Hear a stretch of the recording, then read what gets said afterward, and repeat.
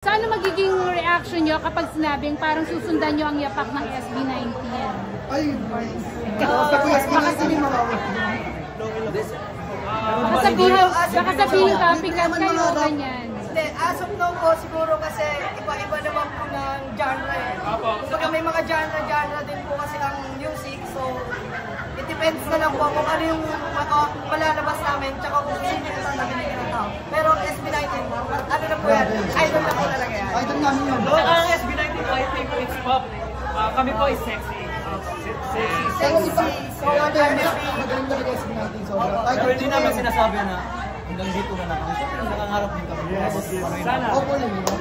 So parang hindi SB19, parang Maskulados before. Yun yung group nyo. Kung ano man papalarin, Parang pinaghalong SB at Maskulados, di ba? Most likely po, parang gano'n. Guys, pwede pang ikwento nyo lang, bago kayo nabuo, ano kayo individually? ako po, Sa isa from ano muna para ismahay. ako po isang fitness instructor. Fitness instructor. Before po, bago po ako then, nakitaan lang din po na siguro sa stage. So, binig ako ngayon dito. Pero hindi po talaga ako dancer, singer. Hello po, kayo mga Morales. Ako po ay isang guro before. Tapos, yes, nag-audition po ako sa Itbulaga Macho Men. Kasama ko po si John Wirt Marsha. Then, nag-budget din po ako. Then,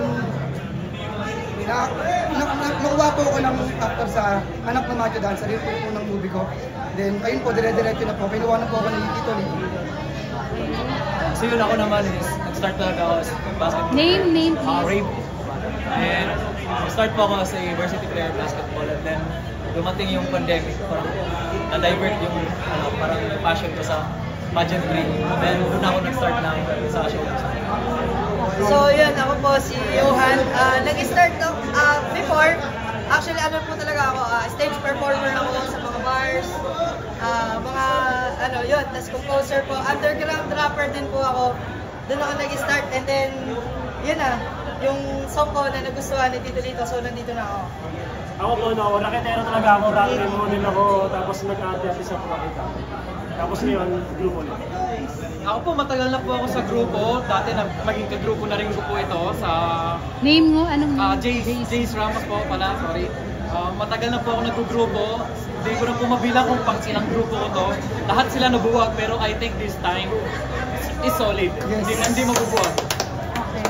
So, nasabi na po niya sa nagsasayaw po kami dati, Ian Briones po.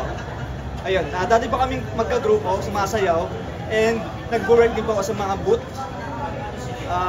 brand ambassador, yun po yung dati kong work. Ayun, nagbibigay ng flyers.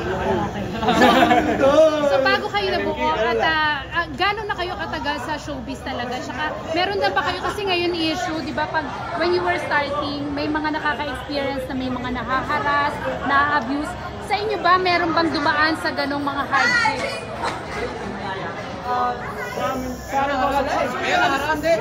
Wala naman, pero Wala kasi lahat ng production na nasamahan na nakiting ako, talagang inaalagaan kami. So wala pa naman kami. So walang naka-experience sa inyo ng ganyan?